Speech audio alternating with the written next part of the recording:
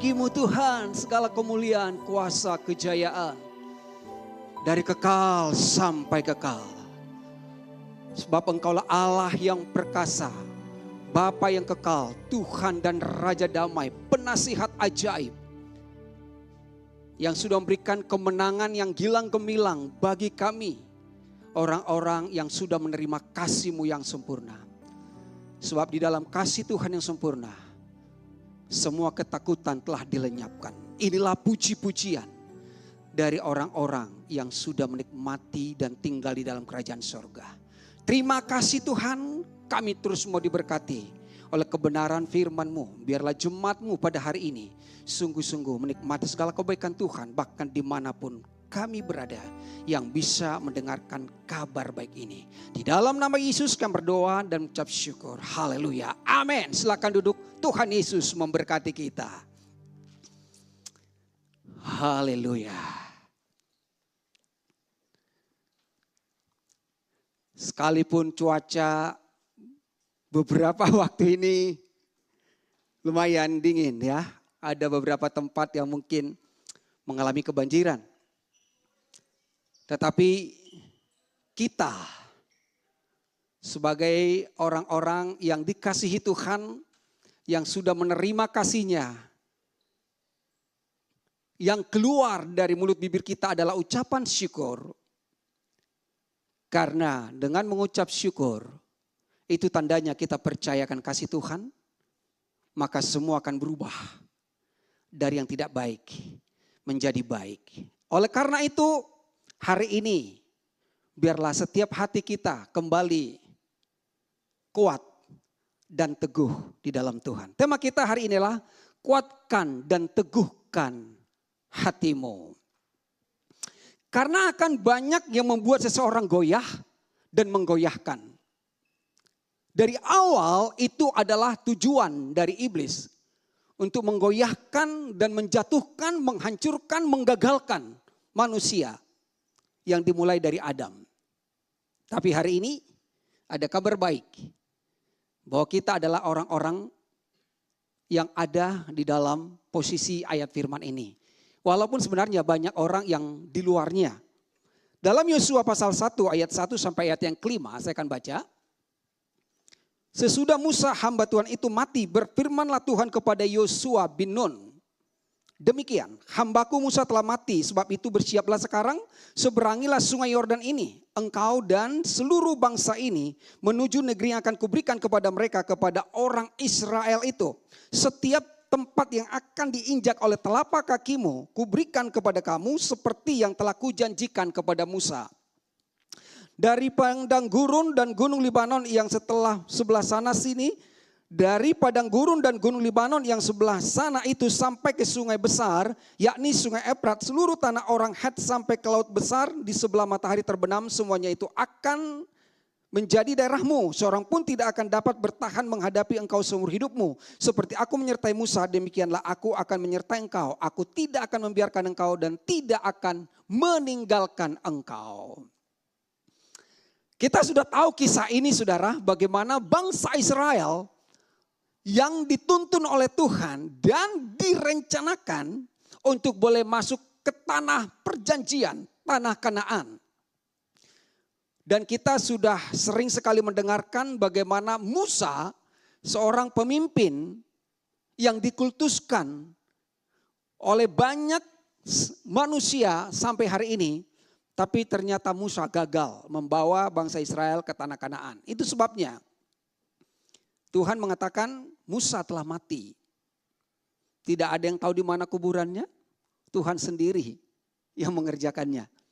Ya, dan Tuhan mengatakan kepada Yosua, engkaulah yang akan memimpin bangsa ini keluar. Sudah keluar dari Mesir, keluar dari padang gurun untuk memasuki tanah perjanjian. Aku akan menyertai engkau dan aku tidak akan membiarkan engkau dan tidak akan meninggalkan engkau. Wow, inilah Tuhan. Menyertai Immanuel, tidak membiarkan berputar-putar di padang gurun, dikendalikan diarahkan oleh doktrin agamawi, dipimpin oleh nabi-nabi palsu kepada penyembahan ilah-ilah lain. Dan dalam keadaan itu pun aku tidak meninggalkan engkau. Itu luar biasa loh saudara. Sekalipun Adam telah jatuh dalam dosa, Tuhan tidak meninggalkan Adam. Tapi Adamlah yang meninggalkan Tuhan. Jadi manusia itu yang meninggalkan Tuhan. Kain anak Adam juga, dialah yang meninggalkan Tuhan. Jadi sangat ironis kalau ada doa, ada khotbah, ada pujian, Tuhan jangan tinggalkan aku. Bapa jangan tinggalkan aku. Bapa mana yang meninggalkan anaknya? Termasuk anak bungsu, anak itulah yang pergi. Ya. Jadi semakin kita mengerti kebenaran yang sesungguhnya ini, walaupun ini sudah dari dulu saudara, firman ini dikhotbahkan, tapi tidak mendapatkan pewahyuan yang sesungguhnya. Nah, kelanjutannya dalam ayat 6 sampai ayat 9, itu dikatakan demikian. Kuatkan dan teguhkanlah hatimu. Nah ya, di sini sudah mulai masuk temanya ya. Kuatkan dan teguhkanlah hatimu, sebab engkaulah yang akan memimpin bangsa ini memiliki negeri yang kujanjikan dengan bersumpah kepada nenek moyang mereka untuk diberikan kepada mereka. Jadi kalau Tuhan bersumpah, berjanji, maka Tuhan tidak akan mencabut perkataannya saudara ya. Hanya kuatkan dan teguhkanlah hatimu. Ada penekanan lagi sampai nanti dapat kesimpulannya di dalam ayat 9 saudara ya. Hanya kuatkan dan teguhkanlah hatimu dengan sungguh-sungguh. Bertindaklah hati-hati sesuai dengan seluruh hukum yang telah diperintahkan kepadamu oleh hambaku Musa. Janganlah menyimpang ke kanan atau ke kiri. Ya ke kanan, ke kiri, ke kanan, ke kiri. Kalau lagunya beda. Tapi ke kanan, ke kiri itu artinya saudara kita masih menoleh kepada agamawi, kepada diri sendiri, kepada nabi palsu seperti istri Lot. Ya. Maka dikatakan jangan menyimpang ke kiri ke kanan, tetap fokus kepada Tuhan, mata yang tertuju kepada Kristus. Ya. Jangan menyimpang ke kiri dan ke kanan. Supaya engkau beruntung, kemanapun engkau pergi, janganlah engkau lupa memperkatakan kitab Taurat ini, tetapi renungkanlah itu siang dan malam, supaya engkau bertindak hati-hati sesuai dengan segala tertulis dalamnya, sebab demikian perjalanan berhasil dan engkau akan beruntung. Ya, lalu bukankah telah kuperintahkan kepadamu, kuatkan dan teguhkan hatimu, janganlah kecut dan tawar hati, sebab Tuhan Allahmu menyertai engkau kemanapun engkau pergi. Oke, next slide berikutnya. Baru kita masuk saudara ya. Oke, ini dia. Bukankah telah kuperintahkan kepadamu, ini perintah absolut, harus diterima. Ini bukan paksaan. Tapi ketika perintah tidak diterima, tidak dilakukan, ada konsekuensi bagi orang yang menerima perintah. Kuatkan dan teguhkanlah hatimu, ya. Itu ternyata kuatkan ya sama ya kuat, dan teguhkan hatimu itu ternyata artinya di dalam beberapa versi Bible itu berani saudara ya. Jadi teguh, berani. Tetap di dalam pendirian, tetap di dalam posisi. Posisinya di mana? Jangan kecut dan tawar hati sebab Tuhan Allahmu menyertai engkau kemanapun engkau pergi. Jadi tema kita kuatkan dan teguhkanlah hatimu artinya kuat dan berani. Makanya tadi lagunya lebih dari pemenang. Kuat dan berani.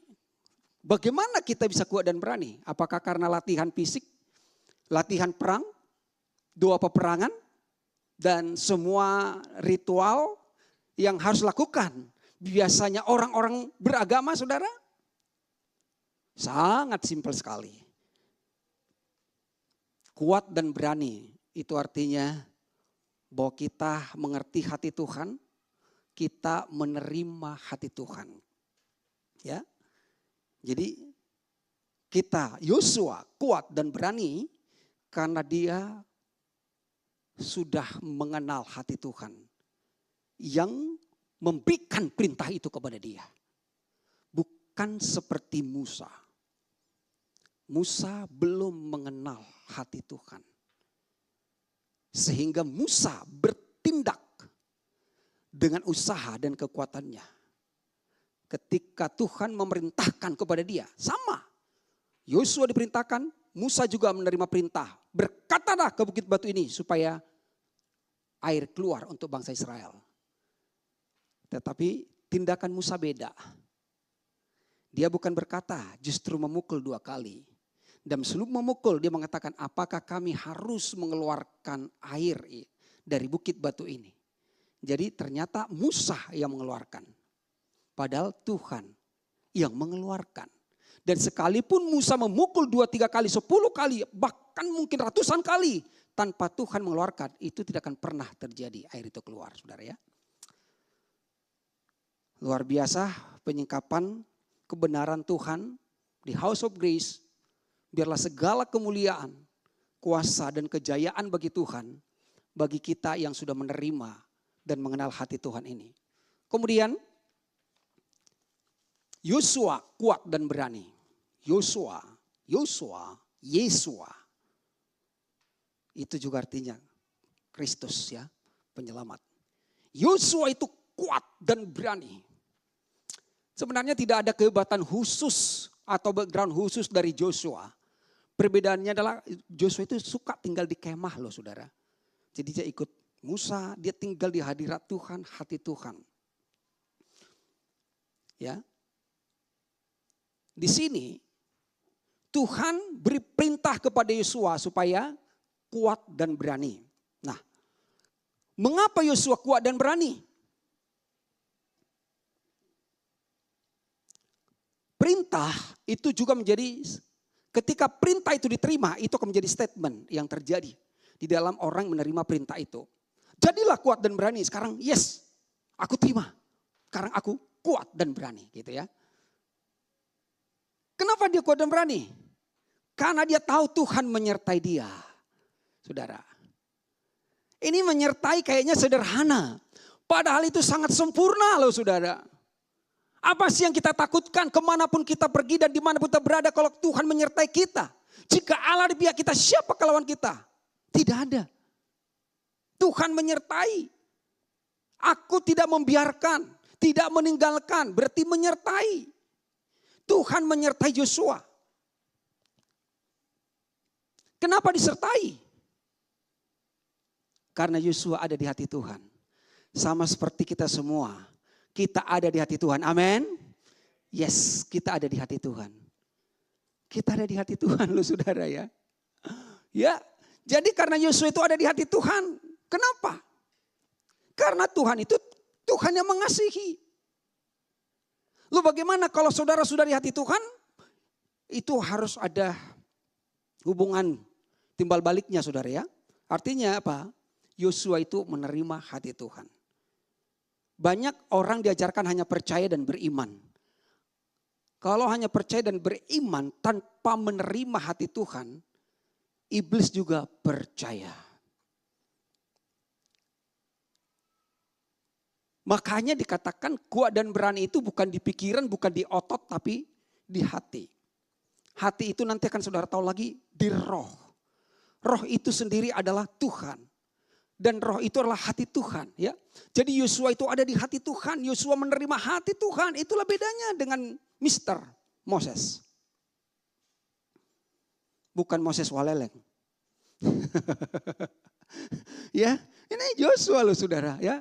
Dia yang diperintahkan Tuhan. Seorang yang kuat. Dan seorang yang berani. Berdiri di atas kebenaran Tuhan. Lalu dikatakan dalam Yosua 10 ayat 24. Setelah raja-raja itu dikeluarkan dan dibawa kepada Yosua. Ini ada perjalanan mereka, kita akan ambil singkatnya saja. Maka Yosua pun memanggil semua orang Israel berkumpul dan berkata kepada para panglima tentara yang ikut berperang bersama-sama dengan dia. Marilah dekat, taruhlah kakimu ke atas tengkuk raja-raja ini. Ke atas tengkuknya loh raja-raja.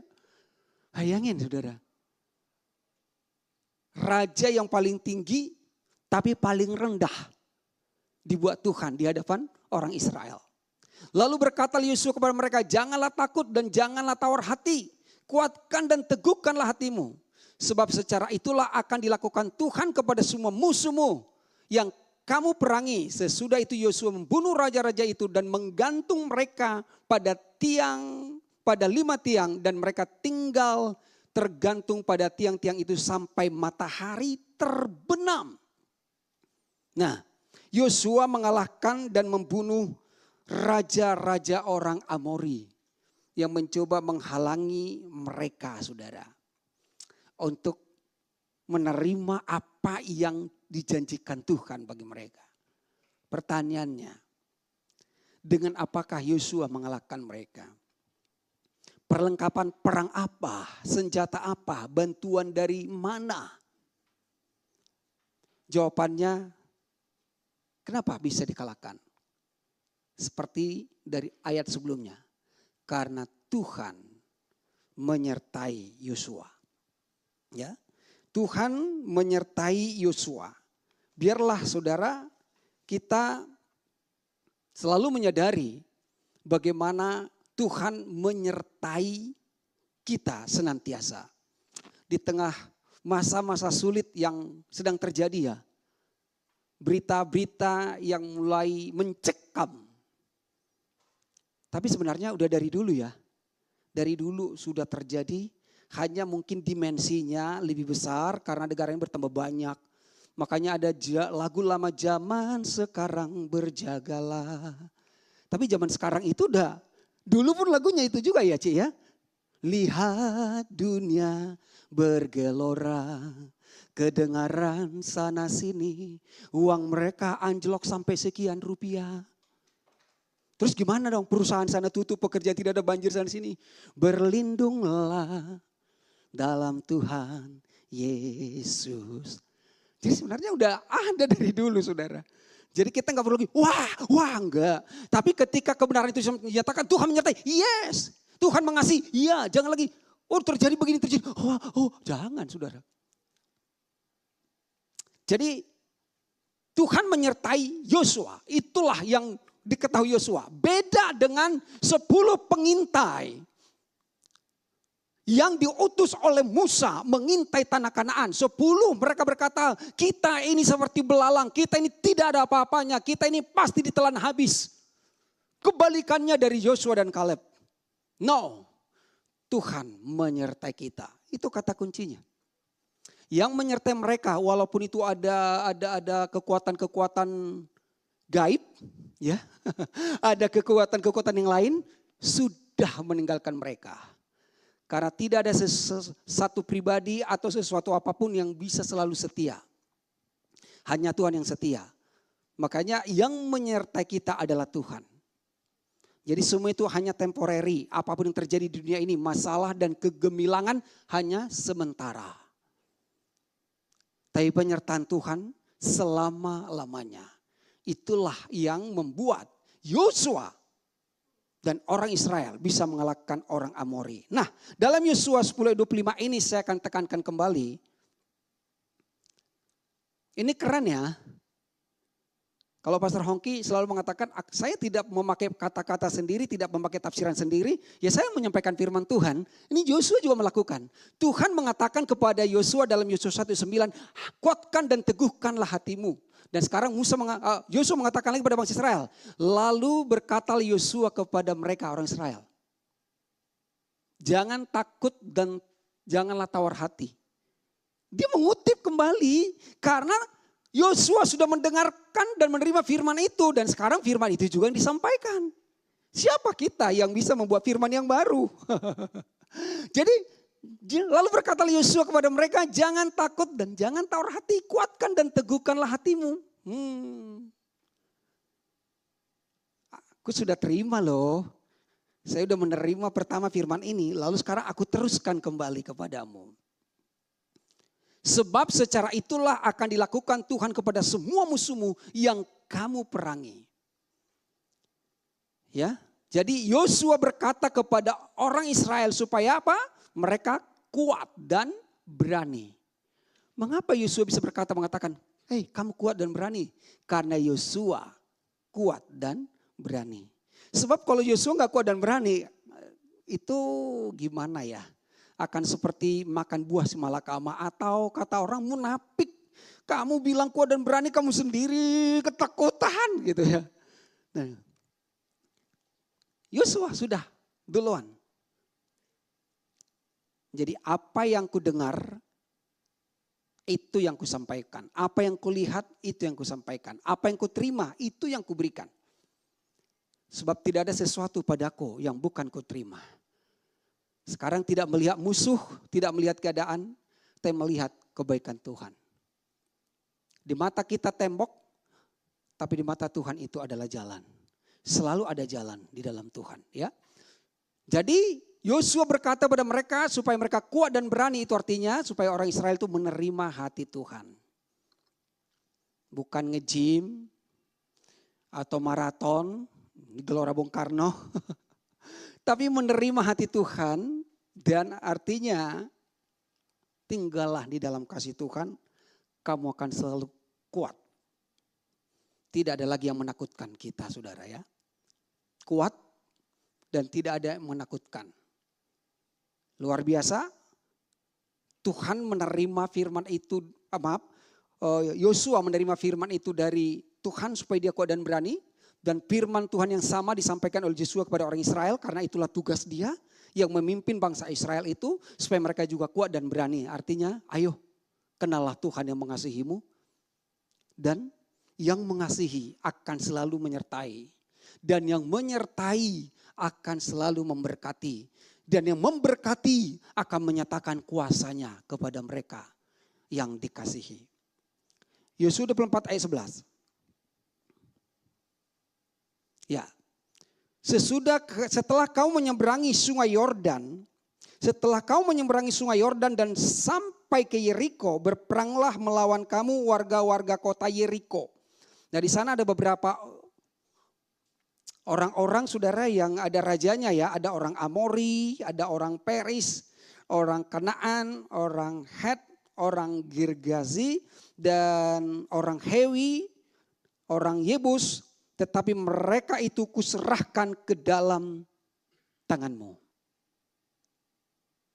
Ini luar biasa ya. Kamu berperang, tapi aku yang menyerahkan mereka ke dalam tanganmu. Tuhan yang ngomong loh, saudara. Artinya bukan karena engkau yang berperang. Tuhan yang berperang. Kamu hanya menonton dan tinggal diam. Ya. Tetapi mereka itu kuserahkan ke dalam tanganmu. Jadi ketika Tuhan suruh berperang, jangan takut dulu, kuat dan berani. Karena nanti bukan kekuatanmu yang akan mengalahkan mereka, tapi Tuhan sendiri yang di dalammu. Kemudian aku melepaskan tabuhan mendahului kamu, dan binatang-binatang ini menghalau mereka dari depanmu. Seperti kedua raja orang Amori itu, sesungguhnya bukan oleh pedangmu dan bukan pula oleh panahmu. Artinya apa? Tidak ada senjata daripada orang Israel yang bisa mengalahkan musuh mereka, yang bisa mereka andalkan. Pedang, panah, tapi Tuhanlah yang memberikan kemenangan. Demikianlah kuberikan kepadamu negeri yang kamu peroleh tanpa bersusah-susah. Kamu peroleh tanpa bersusah-susah, dan kota-kota yang tidak kamu dirikan. Nah, kotanya sudah ada, tetapi kamulah yang diam di dalamnya, juga kebun-kebun anggur dan kebun-kebun zaitun yang tidak kamu tanami, kamulah yang makan hasilnya. Jadi bangsa Israel terima bersih. Ya, bangsa Israel menerima semua berkat Tuhan itu, dan terjadi loh, saudara. Digenapi dalam kehidupan mereka. Jadi Tuhan yang membawa orang Israel. Tuhan yang membawa orang Israel ke tanah perjanjian. Tuhan yang memberkati mereka di sana. Mendiami rumah-rumah yang tidak mereka bangun. Dan menuai dari hasil kebun-kebun, kebun anggur, zaitun yang tidak mereka tanami. Itulah hati Tuhan, belas kasihan Tuhan, kasih karunia Tuhan bagi kita semua.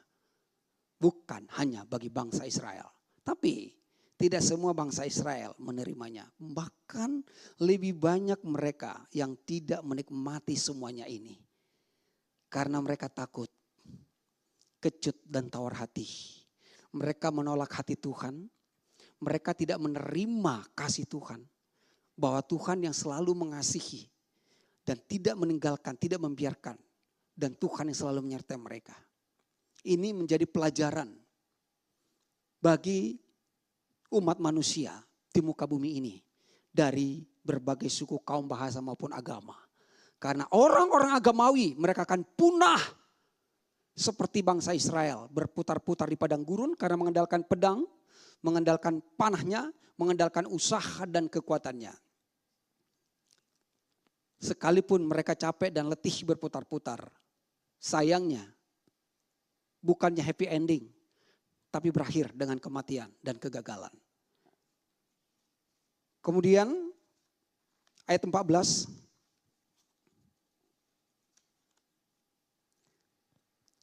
Oleh sebab itu takutlah akan Tuhan dan beribadahlah kepadanya. Nah ini udah pesan-pesan daripada Pak Joshua di dalam kitab terakhir. Setelah kisah perjalanan mereka. Maka Yosua menyampaikan ini. Beribadalah kepada Tuhan dengan tulus, ikhlas dan setia. Jadi beribadah itu dengan tulus, tidak ada embel-embelnya. Tidak pakai ornamen-ornamen, ritual-ritual, formula-formula, media-media yang lain. Tulus. Berarti murni hanya Tuhan. Ya. Jauhkanlah Allah yang kepadanya nenek moyangmu telah beribadah di seberang sungai Efrat dan Mesir. Ya, yang membuat patung lembu emas. Ya sekarang banyaklah yang mirip-mirip lembu emas tadi. Ada yang pakai minyak, ada yang pakai simbol-simbol yang lain, saudara. Oh, singkirkan katanya ya. Jauhkan itu semua Allah-Allah yang lain. Pengajaran-pengajaran dikultuskan, pribadi-pribadi yang mungkin berkarisma, saudaraku, itu adalah Allah-Allah lain, saudara. Dan beribadahlah kepada Tuhan, ya. Tuhan. Jadi kita beribadah bukan kepada House of Grace, bukan kepada satu pribadi sini, tapi kepada Tuhan. Ini adalah wadah di mana saudara kita sama-sama menerima kasih kebaikan Tuhan. Tetapi jika kamu anggap tidak baik untuk beribadah kepada Tuhan, pilihlah pada hari ini kepada siapa kamu akan beribadah. Allah yang kepadanya nenek moyangmu beribadah di seberang sungai Efrat, atau Allah orang Amori yang negerinya kamu diami ini. Ya, pilih. Perpecahan terjadi di mana-mana, kebencian. Dengan medsos yang semakin terbuka, saudara. Tapi kita ini diberikan Tuhan hikmat dan kebijaksanaan untuk tidak perlu meresponi yang tidak perlu diresponi, tidak membuang-buang energi.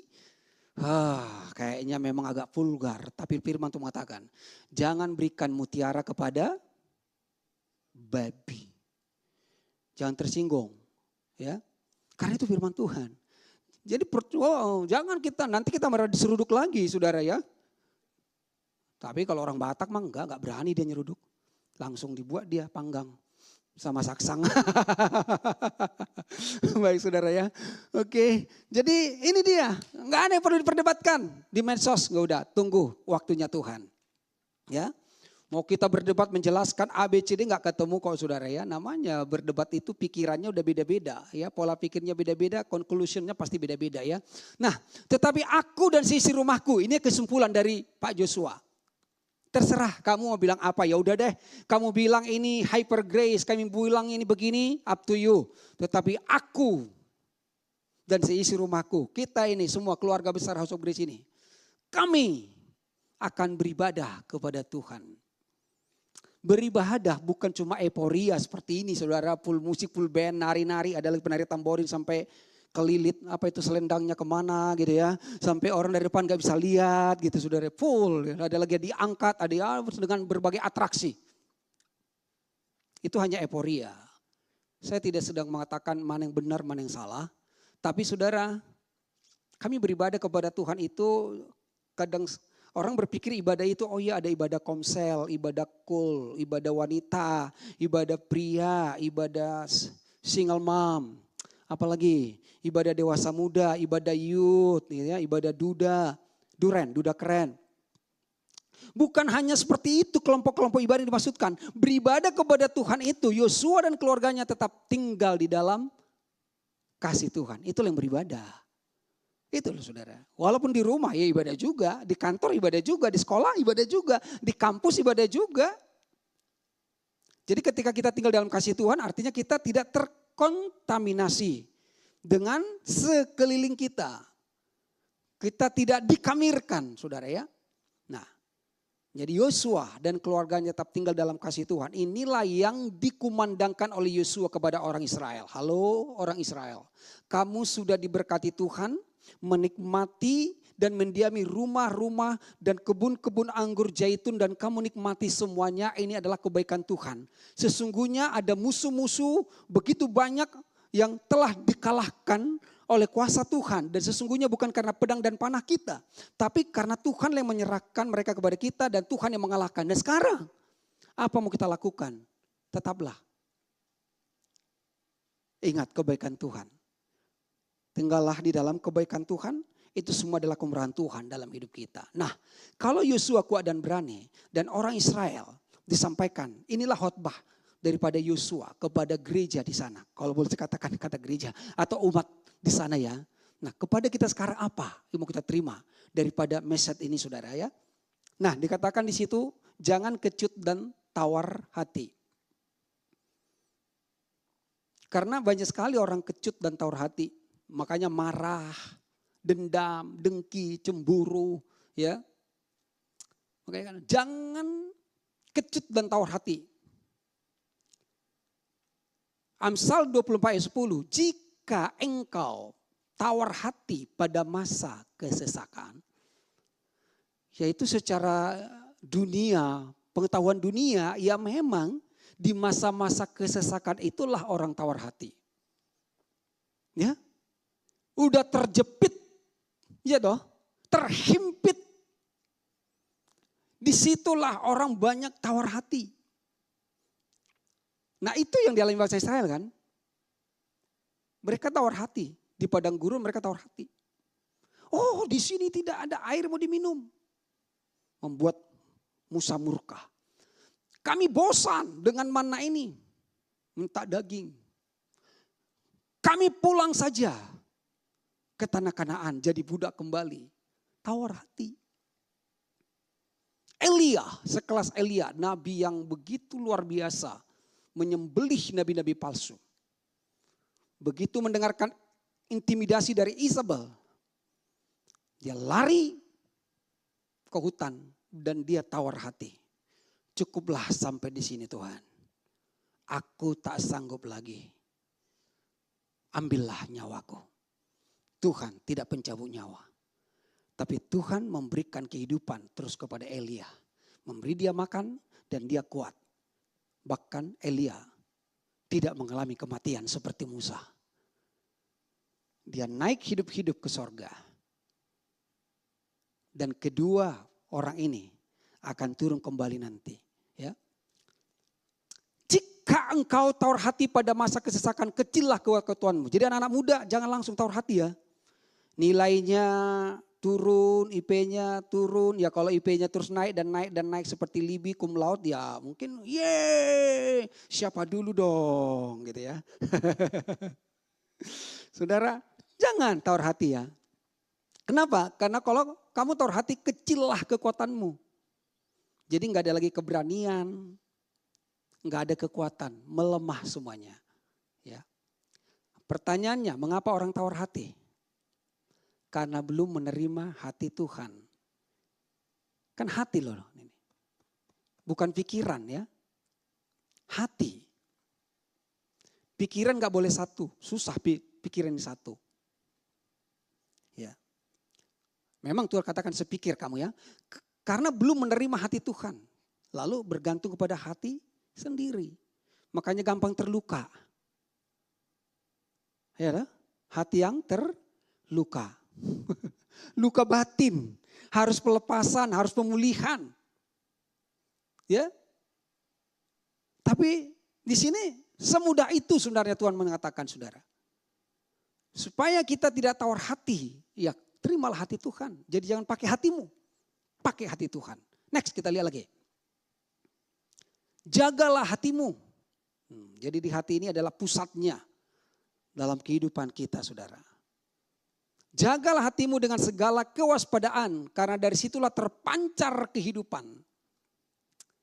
Jadi dari hati ini adalah kehidupan. Pusat kehidupan. Ya. Orang bisa pintar tapi tidak punya hati. Repot juga saudara. Orang tidak pintar tapi kalau punya hati Tuhan. Wow. Itulah yang akan berdampak hidupnya. Dari sini terpancar kehidupan. Bagaimana kita menjaga hati? Ya saudara tinggallah di hati Tuhan. Itu menjaga hati. Kenapa dari hati terpancar kehidupan? Ketika Adam diciptakan saudara, menurut rupa dan gambar Tuhan sendiri, dia masih terbujur. Belum ada kehidupan. Tapi Tuhan berikan ruah Elohim. Memberikan rohnya sendiri. Maka Adam menjadi makhluk yang hidup. Jadi kehidupan itu dari roh Tuhan, dari hati Tuhan. Kadang-kadang kalau dalam dunia nyata ya, aduh itu orang mati rasa. Hidup tapi udah mati rasa. Rasanya gak ada lagi sebenarnya kehidupan dijalani saudara ya. Udah hidup semua gua gitu ya. Jadi saudara jagalah hatimu. Bukan menjaga hati, oh gak melakukan ini, gak melakukan itu, gak lihat ini, gak lihat itu. Bukan saudara. Jagalah hatimu. Tetap tinggal di hati Tuhan. Karena saudara tidak bisa mengasingkan diri ya. Gak bisa bertapa, gak bisa bersemedi. Dunia ini sudah terkontaminasi ya, kita akan ada di sekitar dunia ini. Tapi bukan dunia ini lagi yang menguasai kita. Karena dunia ini sudah ditaklukkan. Dan saudara hidup di dalam kebenaran Tuhan itu sendiri. Nah, masih ada sedikit lagi saudara. Hatinya. Ini next. Ketika Kain tidak menjaga hatinya saudara. Padahal Tuhan sudah ingatkan loh. Firman Tuhan kepada Kain, mengapa hatimu panas dan mukamu muram? Hati, dari hati terpancar ke muka. Jadi wanita-wanita kalau hatimu, maaf, 1000 kali maaf. Hati wanita di sini semua baik-baik, maka akan terpancar ke wajahnya. Kalau nanti ada mau ikut Putri Indonesia, inner beauty. Karena yang dipermak itu akan luntur. Tapi dari dalam itu akan bercahaya gitu ya. Firman Tuhan kepada Kain, mengapa hatimu panas dan mukamu muram? Jadi saudara hati panas, muka muram. Waduh bagaimana ya kalau hati saya panas, sudah wajah segi 4, amuba, asli muka Batak. Takut ibu saya lah sama saya. Kayak preman di Pulau Gadong gitu ya. Saudara firman Tuhan kepada Kain, mengapa hatimu panas dan mukamu muram? Apakah mukamu tidak akan berseri? Semua ya wajah di sini berseri. Mukamu akan berseri jika engkau berbuat baik. Tetapi jika engkau tidak berbuat baik, dosa sudah mengintip di depan pintu. Ya sangat menggoda engkau, tetapi engkau harus berkuasa atasnya. Dosa sudah mengintip. Tapi kita harus berkuasa. Kuat dan berani. Bagaimana kita berkuasa? Ya kita tetap tinggal dalam hati Tuhan. Ya, tinggal di dalam kasih Tuhan. Kalau tidak saudara akibatnya Kain membunuh Habel loh saudara. Membunuh adiknya sendiri satu darah dengan dia. Jadi orang yang tidak mengasihi karena Kain tidak menerima kasih Tuhan maka dia membunuh. Dan dalam Yohanes dikatakan orang yang tidak mengasihi saudaranya adalah seorang pembunuh. Ada loh saudara. Jadi orang yang tidak mengasihi saudaranya itu adalah seorang pembunuh. Bukan harus langsung membunuh. Membenci aja udah membunuh. Setinggi itu standar firman Tuhan. Ya. Jadi jaga hati. Tetap tinggal di dalam kasih Tuhan. Nah kemudian dikatakan lagi di dalam Roma 8:9. Dari hati terpancar kehidupan. Jadi hati ini pusat kehidupan saudara dan saya. Tetapi kamu tidak hidup dalam daging. Nah, Kain hidup dalam daging. Melainkan dalam roh. Jika memang roh Allah diam di dalam kamu. Tetapi jika orang tidak memiliki roh Kristus, ya bukan milik Kristus. Ya. Jadi roh Allah diam di dalam kamu. Roh Kristus diam di dalam kamu. Tetapi jika Kristus tidak ada di dalam kamu, maka tubuh memang mati karena dosa. Tetapi roh adalah kehidupan. Tubuh ini mati. Karena tubuh ini hanya dari debu tanah, ini hanya kemah, ini casingnya doang. Casing boleh bolak-balik diganti saudara ya. Nah, tetapi roh adalah kehidupan oleh karena kebenaran. Inilah kebenarannya. Jadi di hati kita ada roh Tuhan. Di hati kita ada roh kehidupan. Nah itu saudara, hidup. Usahanya hidup, keluarganya hidup, apapun yang kita kerjakan dibuat Tuhan berhasil dan beruntung, itulah kehidupan saudara. Kebalikan daripada kerugian, kematian. Ya.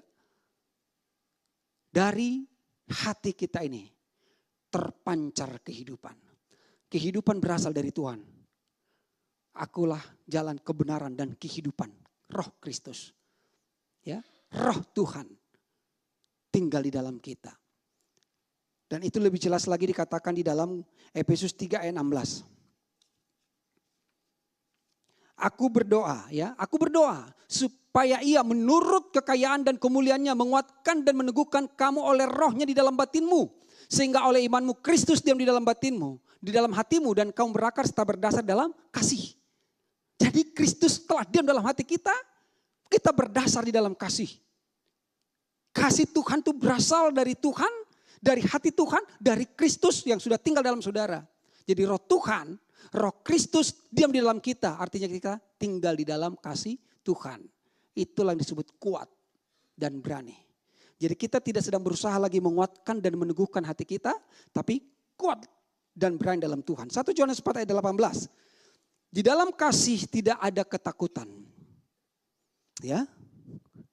Kenapa Joshua tidak takut? Karena dia dalam kasih Tuhan. Di dalam kasih tidak ada ketakutan. Kasih yang sempurna melenyapkan ketakutan. Bukan pedang, bukan panah. Kasih Tuhan yang sempurna melenyapkan ketakutan. Sebab ketakutan mengandung hukuman. Dan barang siapa takut, ya tidak sempurna di dalam kasih. Nobody sempurna. Tapi kasih Tuhan sempurna membuat kita menjadi sempurna. Kasih Tuhan sempurna kepada kita. Itu sebabnya jangan kecut dan jangan tawar hati. Amin. Kasih Tuhan sudah sempurna bagi saudara dan saya. Jangan kecut, jangan tawar hati lagi. Yosua, jangan kecut, jangan tawar hati. Kasihku sempurna kepadamu. Engkau adalah orang yang kuat, engkau orang berani. Dengan tinggal di dalam kasih Tuhan, kita menjadi kuat dan berani. Bukan berusaha kuat, bukan berusaha berani. Bukan berusaha kuat, bukan berusaha teguh. Tetapi dengan menerima, kita sudah menjadi kuat dan menjadi berani. Kita adalah murid-murid Kristus. Next, kita akan selesai. Murid Kristus saudara. Maka jawab Petrus penuh dengan Roh Kudus. Hai pemimpin-pemimpin umat dan tua-tua. Jika kami sekarang harus diperiksa karena suatu kebajikan kepada seorang sakit yang harus menerangkan dengan kuasa manakah orang itu disembuhkan. Ini mereka Petrus dan Yohanes mengalami tantangan dari imam dan tua-tua.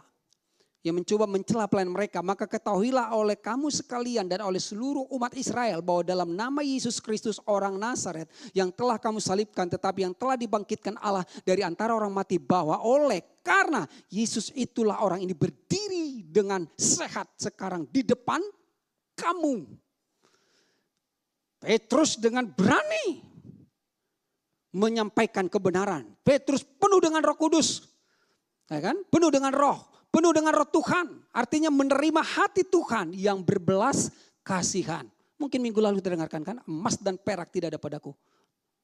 Tapi aku punya belas kasihan Tuhan. Karena aku menerima belas kasihan Tuhan, bangkit dan berjalan. Orang ini juga menjadi sehat. Orang berani di dalam kasih Tuhan yang sempurna, saudara ya. Lalu, terakhir. Ini kesimpulannya saudara. Yesus adalah batu penjuru, ya, yang dibuang oleh tukang-tukang bangunan, yaitu kamu sendiri. batu penjuru kekuatanmu, perlindunganmu, tapi kamu buang, kamu menolak, kamu tidak menerima. Namun ia telah menjadi batu penjuru dan keselamatan tidak ada di dalam siapapun juga selain di dalam Dia. Sebab di bawah kolong langit ini tidak ada nama lain yang olehnya manusia dapat diselamatkan selain di dalam nama Yesus. Hanya satu juru selamat. Tuhan itu Esa. Tidak ada keselamatan. Capek kita berapologet untuk membahas itu, saudara. Kasih Tuhan itu sempurna bagi kita semua. Ketika sidang itu melihat keberanian Petrus dan Yohanes dan mengetahui bahwa keduanya orang biasa yang tidak terpelajar. Bukan orang hebat, bukan orang berpendidikan, bukan orang kaya. Tetapi mereka memiliki hati Tuhan. Bukan orang terpelajar, heranlah mereka. Dan mereka mengenal keduanya sebagai pengikut Yesus. Biarlah saudara saya dikenal Tuhan sebagai pengikut Yesus. Bukan karena kehebatan, bukan karena prestasi. Yes, itu hanyalah tambahan yang ditambahkan. Yang ditambahkan kepada saudara. Jangan yang ditambahkan ini yang menjadi esensi yang saudara banggakan dan disaksikan di mana-mana. Petrus dan Yohanes kuat dan berani. Yosua yes. Petrus dan Yohanes sekarang saudara dan saya. Kita kuat dan berani. Petrus dan Yohanes adalah pengikut Yesus, pengikut Kristus. Saudara pun pengikut Yesus.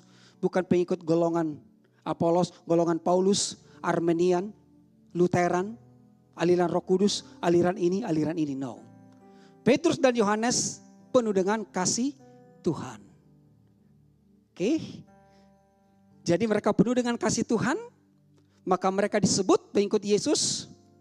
Dan pengikut Yesus itu kuat dan berani. Seperti Yosua. Seperti Petrus dan Yohanes. Tuhan Yesus memberkati kita, orang-orang yang kuat dan berani di dalam Kristus. Kita berdoa. Terima kasih Tuhan, kami sudah mendengarkan kabar baik. Di mana Tuhan perintahkan kepada Yosua, kamu kuat dan berani. Artinya Yosua menerima hati Tuhan, percayakan kasih Tuhan. Yosua juga menyampaikan hal yang sama kepada orang Israel. Supaya bangsa Israel kuat dan berani. Artinya tinggal di dalam kasih Tuhan. Kami melihat bagaimana perjalanan murid-muridmu. Seperti Petrus dan Yohanes. Yang kuat dan berani.